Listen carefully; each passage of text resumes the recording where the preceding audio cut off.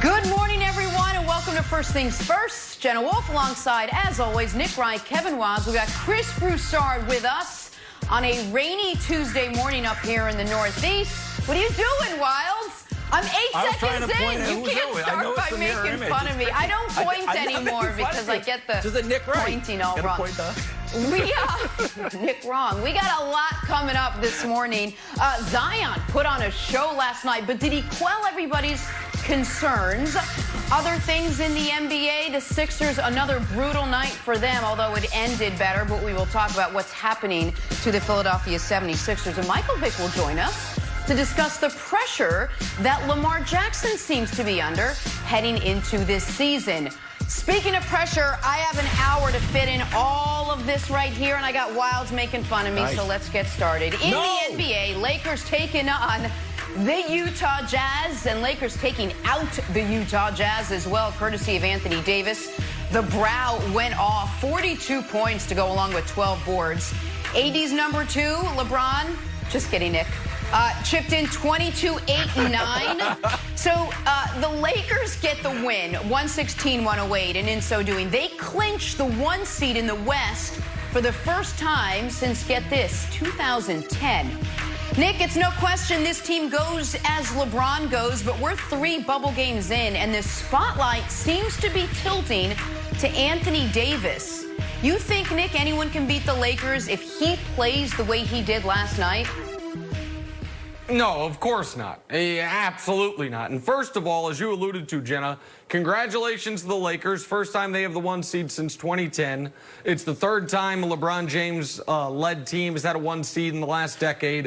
2016, he had the 1 seed. I think they won the title that year. 2013, they won the seed. I'm pretty sure. You can check me on that, Broussard. They won the title that year. So we'll see if that continues.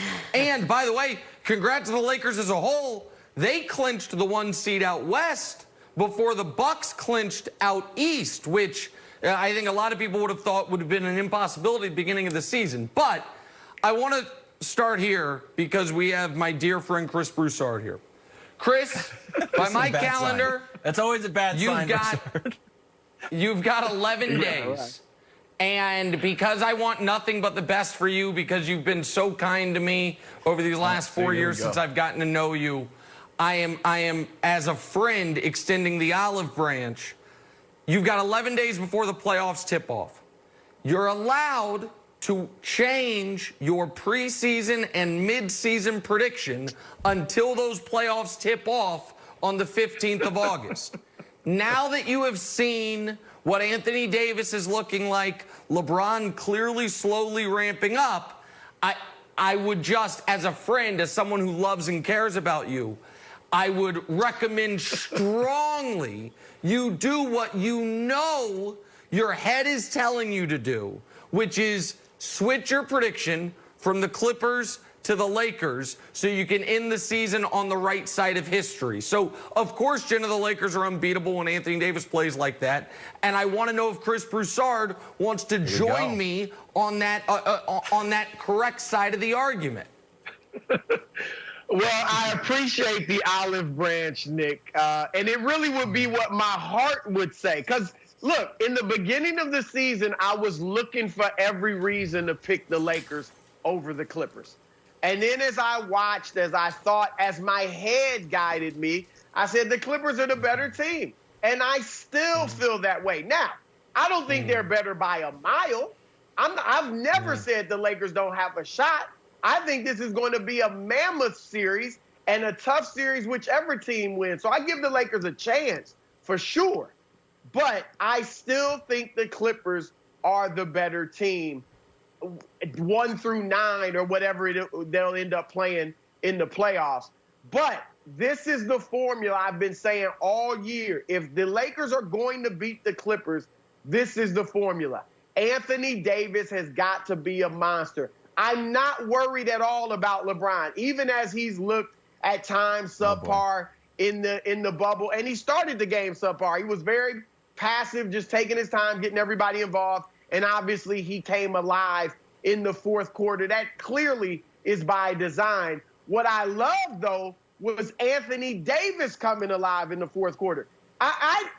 What he did in the first 3 quarters was great. but I've seen that almost every night. I needed to see it in the fourth because that's when they're going to need him in the playoffs, particularly against the LA Clippers. And I like that he did not defer to LeBron in the fourth. He entered the game in the last 8 minutes. He scores 8 points, all in the last 4 minutes of the game, including 6 in the last 43 seconds. He wasn't looking to give it to LeBron. He wasn't backing up saying, King, you do it. If you need me, I'm here. He was the aggressor, and that is what I liked most about it. But the question is, can he do that against the Clippers? Because he's only got 10 points in the 4 games in the fourth quarter. He should be able to, but he hasn't yet. Okay, but I would argue he will when needed in the postseason if, assuming, and it's a big assumption, the Clippers get to the conference finals in order to play the Lakers. And listen, if you can do it, Wilds, to Rudy Gobert, the guy who's won a couple Defensive Player of the Year awards, is going to finish top 3 this year, then there's nobody in the league he can't do it to. He came out yesterday, Wilds, with a mindset of, I am, after only making 2 shots against the Raptors, I think he took 14 in the first quarter. Only James Harden has taken more shots in a quarter in a game thus far this year. So, yeah, if you can do it to Rudy Gobert, with respect to Ivica Zubac, I don't think he's going to have much resistance for him when they play the Clippers, if they play the Clippers, Wilds. All right, so what do you want to do now, Nick? You've got 5 games left. The number 1 seed is locked in the West. There's no point in going after the number 1 seed with the Bucks. That wouldn't work anyways. My suggestion is that you play like a guy named Todd at the YMCA. Todd is usually wearing Asics and running shorts, sometimes a tank top, with a local marathon race that he just finished. And when you play 5-on-5 versus Todd and you yell at Todd to hustle back, Todd always gonna be like, hey, man, I'm just trying to get a workout in, man. Trying to do some free weights and trying to get a workout in and then maybe hit the sauna. That's it. I'm just trying not to get hurt out here. So that's what I think the Lakers are the new Todd. You don't want, LeBron said health is wealth. They just have to play clean. So the question is, do they actually, is health, the idea of health, do they achieve that by playing hard? That's what he's here in football. You got to play full speed or you get hurt. Or do they take their foot off the gas and kind of like, hey, guys, no charges, no diving, nothing Dennis Rodman would do on the court? What would you do? So I think 2 points on this. One is, if you watch these games closely, you can already see LeBron is being extra cautious about getting to misquote Jada Pinkett Smith in any entanglements on the court. There was a moment yesterday where he got knocked down, and I forget which player it was on the Jazz. I think it was Royce O'Neal, but I might be wrong, was about to fall on him. And because there's no crowd, you could hear LeBron shout out to the opposing player where he was and where he needed to step. He goes, step left, because he's beneath him. So I think LeBron is going to be very careful about not tweaking or not putting himself in a position, diving for a loose ball, now that they have clinched the 1 seed. But, Broussard, if we can put up that schedule again, because they have done what you came to do in the regular season, which is get the 1 seed, I think they can manipulate the bracket a bit. And by that I mean, you have a back-to-back OKC and Houston. It's in the Lakers' best interest to lose to Houston. They have the 1 seed either way, and they want Houston to move up to the 3 line instead of staying at the 4-5. You want to beat Denver, so they move down. You certainly, at the end of the year, if the Kings could potentially get in that play-in, you'd want them involved there. So I think if you're going to rest guys, you do it strategically based on trying to manipulate the bracket a bit, because you've earned that by having the 1 seed with 5 to play. So I would rest against Houston. I would certainly rest the final game of the year against the Kings, Broussard. Yeah, but I don't like that mentality of worrying about where everybody else is. They have to feel confident. We can beat whoever. I don't care if we play Houston in the second round. So be it. We're the best team in the West. That's the mentality they have to have. And also, they still have, like everybody, they've been off for 4 months. So they still need to continue to develop that chemistry together. I think they'll rest a game or 2 here or there. But for the most part, they need to continue playing. And that's been their mentality throughout the regular season. So I think that'll continue.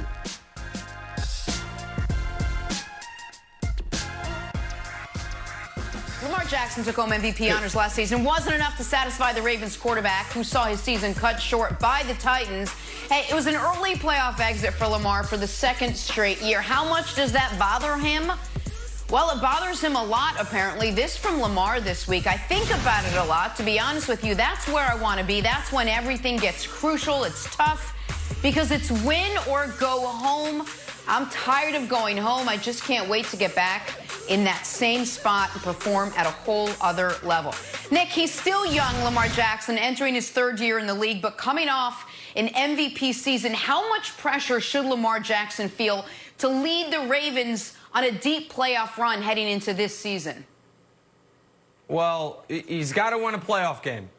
And this is a time where you become a victim of your own success to a degree, because he's started less than 30 games in the NFL. But when you take a team that's dead in the water in your rookie year and lead them to the playoffs, and then you have the worst game of your career up to that point in the playoffs, and then you follow that up by leading the team to a 14-2 record-breaking season, you're the unanimous league MVP, and then you have your worst game of the year in that playoff game. You start the game off with a pick, you throw a back-breaking pick at the end, you get stuffed on a couple 4th-and-1s. Folks, the Wolves are going to be at the gate for him, Wildes, because a lot of people Lamar has proven them wrong. And folks hate admitting they're wrong. People hate being wrong. I'm going to be bothered by the fact that I accidentally just said Nerlens Noel was on the Nuggets instead of the Thunder for the next 3 weeks. And so, I mean, much less. I wasn't going to correct much less give an opinion. No, it's going to kill me. All my analysis worked except for the fact that I said the wrong team. But it's not the point. So, folks crushed Lamar coming into the league. So they don't want to give him his due. And Wildes, if he has another great regular season and then falls flat in the playoffs, people are going to annihilate him. He knows that. And so there is immense pressure on him. They don't have to win the Super Bowl, but he has to have a really good game in the playoffs and win a playoff game, or else there's going to be this but attached to him until that changes.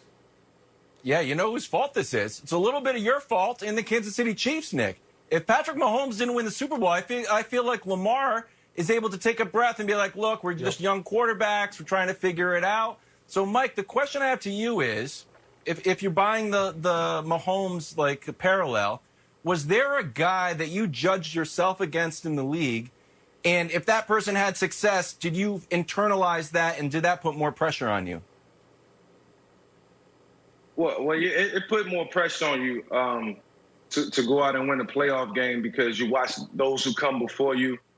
You see them make it to, the postseason. You see what it's like. You see the atmosphere, and it's like, man, that's where I want to end up. Nick said something that was very true. You can become a victim of your own success. My second year, we was able to put a pile of wins together throughout the season, and we found ourselves in the playoffs in Green Bay, and we beat Green Bay in the playoffs. And from there, I just thought that playoff success would come year in and year out.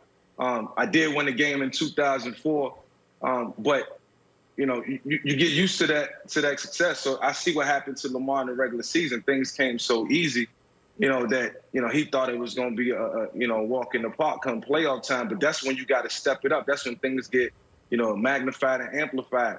You got to be ready for those moments, man. And I know why he's itching to get back out there, because you only get one shot. It's one and done in the playoffs, and it's something that'll haunt you for the entire year. So I know what those seasons felt like when we didn't make the playoffs because you wanted to make it so bad. And then when you, like I said, when you put together, such a stellar season, you want to cap it off with something great. But this is the thing that Lamar can hang his hat on. After Patrick Mahomes won the MVP, he followed it up with a Super Bowl. High expectations, but it's something to kind of use as a tool, to get to where you need to go for this season. And then he followed the Super Bowl up with a $500 million contract, which, if Lamar follows that, if the Ravens win the Super Bowl, Lamar will be able, if he wants it, he'll get the contract Mahomes got. Like, if he wants it, if they win the Super Bowl, he absolutely has no reason not to ask for that same exact deal, and the Ravens would give it to him. So there's that internal pressure. But, Mike, I want to kick it back to you for a second, because you and Lamar get talked about alongside each other a lot. But what I was talking about with there being a certain, almost cottage industry of not just fans, but some media members that seem to be waiting for him to fail. I felt similarly with you. Folks that just said, you got to win from the pocket. You have to win this style of quarterbacking. Did you feel that? Did you feel like there was almost it's never going to be enough unless I do win the Super Bowl to prove to these folks you can win a different style of quarterbacking? Yeah, because I came into the game playing a different style of quarterbacking, like you said, I heard all types of whispers and noise all around me that this style wouldn't last. So constantly I was trying to prove that this style could last and could win football games. So everything I was doing, the motivation was coming from a lot of different places, but I think the main source was just from the media, from the fans, from the crowd, from people who, felt like that, I couldn't last 16 games. And a majority of the time I didn't last 16, but I was there for, at least 90% of the season. But yeah, it's unfair that, you got to continuously prove yourself in all areas, from your style of play to, the way you go out and play the game and how you go out and make things happen from a competent level. It's just all types of pressures that you have to deal with as a quarterback, especially when you look different, when you play different. But it's all a part of it, and it made the game more exciting to me. It made me, put more time and effort into my craft, and it brought out the best out of me, so to speak. Mike, I think what you said about living up to those expectations, especially coming out of school, is so important. I want to bring up an old tweet of yours from back in 2016 when Lamar was still at Louisville. You wrote, Lamar is 5 times better than I was at Virginia Tech. Enough said. You saw this coming when Lamar was in college. He's 2 seasons now under his belt, coming off an MVP year. Do you think he's lived up to those expectations, the kind you just talked about so far? Or would he need to make a deep playoff run for you to grade him higher than he is right now? Yeah, Jenna, I think he's lived up to those expectations. Actually, he superseded those expectations. And that was a bold statement that I made on that day. But when I'm watching a guy, put together a remarkable performance against one of the best teams in the country. And I think the biggest caveat was that he was doing it in a spread system. And I'm like, if any team in the NFL, not college right now because he's mastered the college game, this game shows that. If any team in the NFL bring him in and run that same system, he's going to look the same. And that wasn't the case for me. I came in, had Dan Reeves, and then I ran the West Coast system for a couple of years. If somebody starts out with Lamar running the spread system, then he will be very successful and he will be better than me in the National Football League. And it turned out to be true. I still hang my hat on that and I still believe that. And it's funny because, my coach, who I had in Philadelphia, Marty Morningwig, he heard those statements and he heard that statement and he knew that I said that for a reason. Next thing you know, he drafts Lamar. And Lamar becomes a Raven. So we talked about that up until this point, up until that point that, this guy could change the game. You just can't make him run the system that, you think he needs to run. Do what, he's done over the past couple of years. And, once they did that, Lamar became a different player. And, we'll get used to seeing this, man. Lamar's not going to change. Obviously the monkey on his back now is winning the playoff game. So, he's exceeded my expectations and I expect him to go further.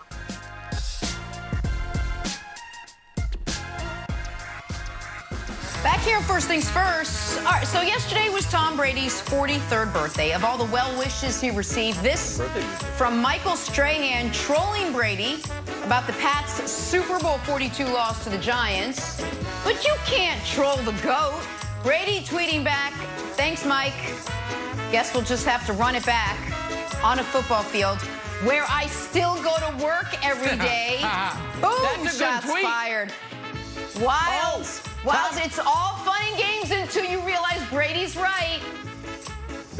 I've never seen. I actually have never seen that game. We're still 18-0. I have it on my DVR. I have not watched it yet, so I haven't heard great things. But it's been erased from my memory. Still 18-0 in my book.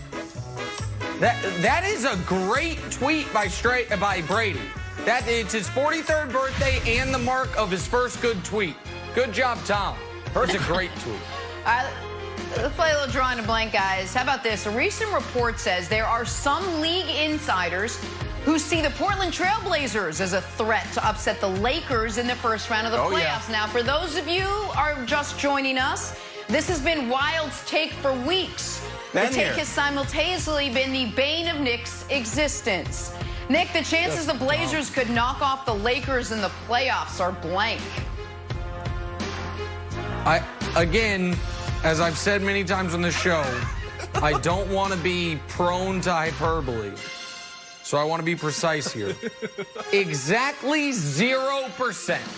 First of all, I don't believe the Blazers are going to get there. Second of all, if they do get there, I don't know if folks have been paying attention. Trevor Ariza's not in the bubble. So I ask this question to anyone who is out. My friend Charles Barkley, who said, the Blazers will beat them. Who is guarding LeBron in that series? Is it Zach Collins? Is it my guy, Carmelo Anthony? Gary Trent Jr., anyone? They have, I don't know that there is a team in the league less equipped personnel-wise to guard LeBron than the Blazers without Ariza. Mario Hezonja, come on down. So Broussard, it's 0%. And I pray you're going to help put an end to this madness. Well, I'm going to say something I rarely say. I agree with Nick. There you go. Okay, can we stop it? All right, look, would the Blazers be a tougher matchup than New Orleans or Memphis or even San Antonio? Yeah, okay, they do have the backcourt, but they have no chance of beating the Lakers. Remember, Portland got swept 2 years ago. Same team, essentially, a little bit different. They added Carmelo. They're more mature. But they got swept by Anthony Davis in New Orleans. You think Anthony Davis with LeBron is going to lose to this essentially same Portland team? No, come on. This is embarrassing. Sorry, Wild. What a betrayal. Broussard has been, it's the whole bit of the show has been me and Broussard against Nick. And this take comes out of nowhere. This is like when Macho Man and Hulk Hogan are there and Macho Man rips his chain, he's bleeding. It's like, what? He just like that. Nick, just like that. Nick, what time is your radio show today? Yeah, I thought you were my radio. Nick, what time's your time? I'm filling in for Mad Dog today, so it's at 3 p.m. What time is it at? Wrong, it's at Dame time, baby. Dame time's all the time at 3 o'clock. It's Dame time in Mellow. Blazers to the playoffs. I'm the new Blazers fan. Gosh darn it, Broussard. Look, if you're going to pick a dark horse, you might as well pick the Blazers. Moving on to a rookie showdown last night. Zion and Ja going at it. Zion, after all the whispers of his frustrations with playing time, finished with 23, 7, and 5 in 25 minutes to go along with the win. Ja finished with just 11 points to go along with the loss. So, Nick, Zion and Ja's rookie battle last night was blank. A sign of things to come, and we're going to talk more about Zion later. This is not a sign of things to come on Ja. Ja was bad, but he's been excellent all year. But Zion, as he continues to play his way back into rhythm, he's basically been a point a minute since he stepped on an NBA court. That's going to continue, so it's a sign of things to come, Broussard. It was lopsided, and I'm glad, Nick, you didn't go the extra mile and say, I told you, Zion should be Rookie of the Year. It's irrelevant. I didn't tell you that. Roy voting. Okay, I'm glad you didn't. I thought you might go there. There's more show left. Just wait. I was happy for it. We got time. Go ahead, Wild. We threw up the Grizzlies schedule. When are we going to talk about the Grizzlies are losing it here? This is a big choke job from the Grizzlies. They're 0-3 in the bubble. They've got some tough teams coming up. I assume the Celtics and the Bucks, maybe the Bucks take that day off. and chill and just get ready. It's but tough. This doesn't look good. They're playing really bad. No one's talking about it. That loss to Portland was a killer, Jenna. It was a killer. Good for me and the Blazers. All right, moving on to the 35-year-old veteran Chris Paul. CP3 showing his veteran smarts last night, drawing the foul down one, just 3 seconds left in regulation. Brilliant move, tugging on the shorts there until you miss one of the free throws, and then you go on to lose in overtime. So, Nick, Chris Paul's sequence at the end of regulation there was blank. Oh, my God. This pains me to see again. The answer is expensive. And here's why, America. What? Are you talking about his contract? No, I'm talking. No, Wilds. I got Broussard yelling at me for a Rookie of the Year vote I didn't make. I got you predicting takes and being wrong. Zip it and I'll explain it. I'm sorry. All right. Some people, when they gamble, like to do something called an emotional hedge, meaning they bet against what they're rooting for in their heart, so either way they win a little bit. I do the opposite. If I'm rooting hard in a game, I also put money on the game. I really wanted the Thunder to win yesterday, and I needed under 220 points. Do you see what the final score would have been? 110-109. Under 220 by 1. Parlayed with the Thunder on the money line. I win. The Nuggets lose. The Rockets go up in the standings. Chris Paul could clutch. It all continued. And he missed the free throw. He had it. He tricked the refs. He grabs his shorts. He gets the line. I'm going to make hundreds of dollars. And he misses the free throw. And then it goes over because, of course, it goes over because we're at 2:18 and I lose at 2:21. There's 5 minutes of overtime and the Thunder lose. It's terrible. It's just awful. And I didn't want this in the show. Bring us back to reality. Let's go. Moving on. That is reality. That's your reality. I say it was reminiscent. Reminiscent. I hate to say it because CP3 is one of the greatest point guards we've ever seen. But until he has that great clutch moment in the playoffs, whenever he fails, people are going to go back to this. 2014, Game 5, last 45 seconds. The Clippers have the game and won, and the series in control. And CP3 makes 2 uncharacteristic turnovers, fouls Russell Westbrook on a 3-pointer. They lose the game in the series. I hated to see it for CP3. He's a 90% free throw shooter. So every time he fails in the clutch, that is going to be on people's minds.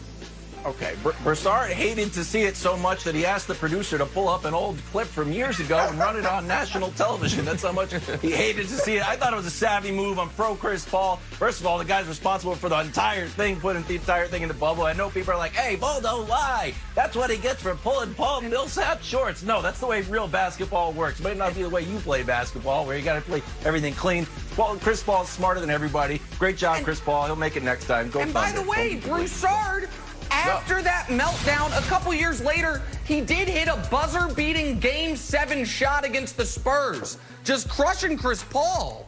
I mean, I'm mad at him for the money, but come on. We're moving on. Talk some coaches for a second. Mike Budenholzer and Billy Donovan were both voted NBCA co-coaches of the year yesterday, with Raptors' Nick Nurse finishing 1 vote shy of being a 3-way tie. Probably Kawhi's fault, Nick. So, Wilds, Budenholzer and Donovan being named co-coaches of the year is blank. You can't have 6% of the coaches in the league be the best coach. Figure out a way to do it. That you got one coach. If that extrapolated out to the real league, that would mean we'd have 30 MVPs, 450 players, 6%. We'd have 30 MVPs. So as a suggestion, we know that there's one person on this show with a real vote and one person without a real vote. I vote that, and I have the third vote. I vote that, Nick, you get to break the ties in the Coaches Association Awards. Who do you give the award to? Neither. Don't shake your head. This is ridiculous. It's Nick Nurse. And by the way, Broussard, how does Budenholzer get involved here? Nurse, Donovan, Vogel, McMillan, Taylor Jenkins. They all on my fake ballot. That's your 1 through 5. How Budenholzer gets this is beyond me. It's utterly ridiculous, Broussard. I'm with you. The word is wrong. My official ballot, the real ballot, neither of them was on it. I had Nick Nurse number 1. Eric Spoelstra in Miami number 2. Sure. And Taylor Jenkins, as Nick mentioned, I like in that. Memphis Sure, number 3.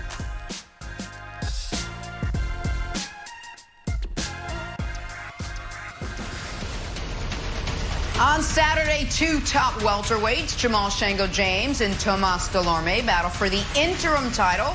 The hard-hitting action begins 8 Eastern on Fox and the Fox Sports app. Back here on First Things First with Chris Broussard, and we're training for a tryout. 35-year-old rapper J. Cole's been putting in some work in the gym recently. I'm not the only one who noticed. The Pistons putting this out there yesterday, tweeting to J. Cole that he should hit them up for a tryout. Nick, is J. Cole making the roster?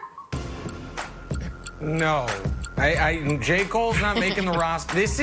Did you guys see what he looked like in the full screen right before the video started? You know what he looks like?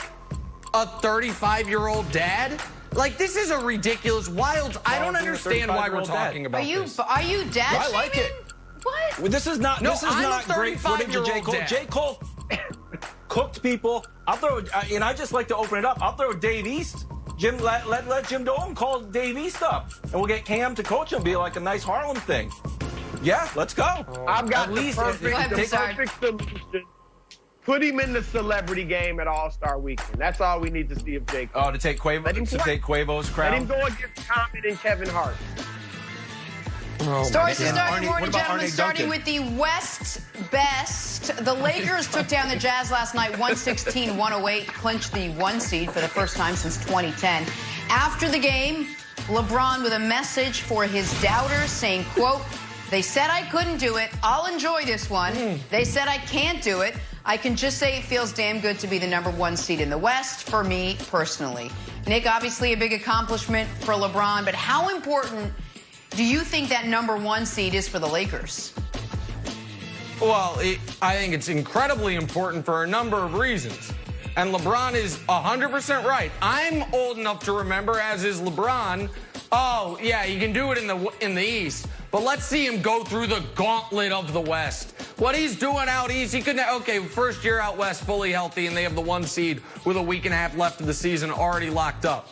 The 2 best seasons of LeBron's career came with the 1 seed. The 2013 season, where he had basically the perfect basketball year, the 27-game winning streak, title, league MVP, finals MVP, should have been defensive player of the year, but Broussard and a few other people voted for the wrong guy. Marcus Hull got it ridiculously. And the 2016 season, when they pulled off the greatest feat in NBA history, coming back from 3-1 down on the 73 Warriors, those were 1-seeded teams. And the other reason it matters, in my eyes, Broussard, is the Mavs are a real team. Now, I don't think Mavs are going to win their first-round series, but there are 7 real teams with stars in the West. Whomever gets the 8 seed is not going to add any resistance. So there's a big difference between 1 and 2, even though you don't get the home games the way you typically would in a normal season, Broussard. Yeah, I'll give it to you in that first round is where it matters. And that's it. After that point, the first seed is irrelevant because there's no home court advantage. And look, I'm not mad at LeBron for apparently using these so-called slights as motivation. I love it. Michael Jordan did it. Other players have done it. That's great. But where is this coming from? I don't know that anybody on the planet would have said a prime LeBron James with a prime Anthony Davis couldn't be great in the West? Who would have said that? I mean, really? And Nick, your selective history or memory is it tickles me. Okay, you mentioned LeBron being the 1 seed. He was also the 1 seed in 2009 and 2010. He's 25 years old. Disappointing. He was still the best player in the world. 25 years old. In 2009, he averaged 39, 8, and 8. 39, 8, and 8 against the Magic. Stop it. Yes. Injury, He's 25 years old. It's enough. That team won 66 games and was supposed to be able to win a championship. They won 61 the next year. That's great. Don't leave those out in your 1 seed. You're bringing up stuff from Obama's first term. Nick. What, 25 what'd too you say, young Miles? to win a championship? Why are you saying He was he's only 25? That's like... What I'm saying is, I wasn't listing every time he'd been the 1 seed. I was listing every time in the last decade he's been the 1 seed. Broussard's bringing up stuff from administrations ago. You're out here wild going amen in the choir when Broussard's like, oh yeah, who said they couldn't do it? Broussard said they couldn't do it when he picked the Clippers. Meanwhile, LeBron's plan is slowly forming shape, so he's doing something right. On to the shaky Sixers now. They barely eked out a win over the Spurs last night. Broussard, this team is so frustrating to me. This Sixers team, another game, another brutal fourth quarter. They gave up, remember, 46 in the fourth in their loss to the Pacers Saturday. They gave up 43 in the fourth to the Spurs last night and barely got the win thanks to Shake Milton. How should the Sixers feel right now heading into the playoffs?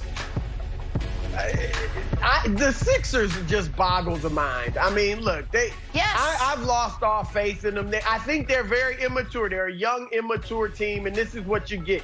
You get these strange up and down performances. Great talent. It was great to see Shake Milton hit the shot. And obviously, Joel Embiid gave him love in the huddle and on social media, so that was nice. But as you said, Jenna, the defense has been atrocious. Ben Simmons had some nice passes, but, you know, he and Embiid haven't found a way to excel together. So I think, unfortunately, it's going to be another disappointing postseason run for these Sixers. Yeah, this isn't it, and everybody knows it. Nick, you know what I think it is? It's like a plane movie. It's like, it's not terrible, but certainly not good, and it's not going to win any awards. You're like, yeah, check it out. It's a good movie to watch on a plane. That's who the Sixers are. They're not going to win any awards. They're a fun little team, but obviously flawed. They'd be great to watch on the plane. I watched the movie The Gentleman with Matthew McConaughey on a plane this weekend. It actually is very good, and I do recommend it to many people. I'm sure it's great on a plane. Okay, but quickly, Jenna, I'm just happy for Shake Milton. After what happened in the first game, that final play was clearly drawn up for Embiid. He couldn't get the pass into him. He had the guts to step up and take the shot and nailed it. I'm happy for Shake. All right, let's move on.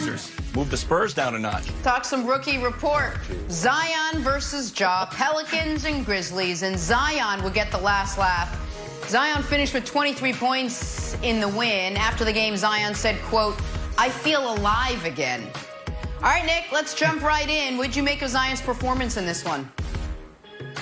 I thought he was excellent. He's clearly not in full basketball shape yet after leaving the bubble for a couple weeks. Despite that, he gave you 23 points, had a career-high 5 assists, had some explosive moments, played most of the fourth quarter. And I don't understand some of the narrative and consternation surrounding Zion Williamson. They're like, oh, his body, well, what is it gonna... Guess what, America? Every single NBA player improves their body from their rookie season to year 4. Like, it's just Zion's going to go in the opposite direction most guys go. Usually guys have to add muscle. We all love Ja. Does anyone think Ja doesn't need to add 10 to 15 pounds of muscle? No, of course he does. Will he? Of course he will. Because everyone other than Kevin Durant, that's a great player, their body changes massively. And that's not shade to Durant. Durant's just a freak of nature and built differently than everybody else. Zion's going to be great. He's going to get in better shape. He's going to lose a few pounds. He's going to get in better condition. I know that, Broussard, because every NBA player ever has. So he's averaging 22 points in 28 minutes a game this year. He's been awesome. So, yeah, I was happy to see him play, and we know how good he can be when he does play. Well, it's interesting, Nick. You bring up the naysayers, but I think of everyone that's been out there talking about Zion, the people he wanted to prove something to last night were the Pelicans. Not his teammates, but the organization. That's right. He clearly went out on a mission. He played angry. I loved it. He was tremendous. As you said, he did played an all-around game. The fact that he took 21 shots in 25 minutes showed that he wanted to go out there and show them, look, I am healthy. Play me. Let me play. I feel alive again. But let me get to your point about the consternation surrounding him. I'm one of those that's a little bit concerned. And here's why, Nick. In high school, he got hurt. At Duke, he got hurt. In summer league, he got hurt. In preseason, he got hurt. He missed most of the season. He comes back from 3.5 months off, can't get through a week straight of practices. Now they bring him back and have him on burst restrictions. That's why everybody's like, does he have to lose weight to be able to play consistently? Because Zion, as great as he is, has not yet shown us that he can play 4 months straight of high-level basketball and stay healthy. That's why there's consternation. It's not a knock on him. It's just like, man, something always keeps him off the court. But I guess I would say, Wildes, despite whatever injury he suffered in high school, he's the #3 recruit in his class. And despite when he blew out his shoe at Duke, Wildes, he's the Naismith Player of the Year. And I feel like the Pelicans, Kevin, have been extra cautious this year, and he could have played more under maybe a more, for lack of a better term, liberal organization. So there's two things. One, when you watch this video, we don't have it queued up perfectly, but this might be it. He falls and his shoe comes off again. Another shoe, there it is. Oh, on the ground. That could be it. That could be it for the year. And everyone's going to look at Alvin Gentry like, why was he out there? The weird thing, and Broussard, you mentioned it, is that they don't feel like they're on the same page. It's a little bit like The Last Dance when Jordan was out and Jordan was like, I want to go play. And like, we're not going to play. And we set him at the last end of the game. The moral of the story is this. Fighting for a playoff position and a minutes restriction do not work together. And however you want to slice it or dice it, those two things are the exact opposite, and no one's going to be happy. I think we should all just, like, take a breath and realize, like, hey, Pelicans aren't actually trying to get into the playoffs and be okay with it. Well, meanwhile, it was fun to watch in his 25 minutes. Wait, before we go, I want to show you guys this. This is Cam Newton's first official photo as a New England Patriot. My question to Wildes, awesome. Which room in your house did you wallpaper with this image? Please be honest. No, it's rooms plural. It's all of my kids' bedroom, my wife's and I bedroom, and the spare bedroom. So you come upstairs, I say, which Cam Newton Very room romantic. do you want? We actually have a Panthers room. It's like a cool thing. It's like, oh, this is like the Panthers room. So Nick, when the quarantine's over and we want to, you can bring the whole family up here. We'll go to the amusement park. You can sleep in the Cam room. Be great.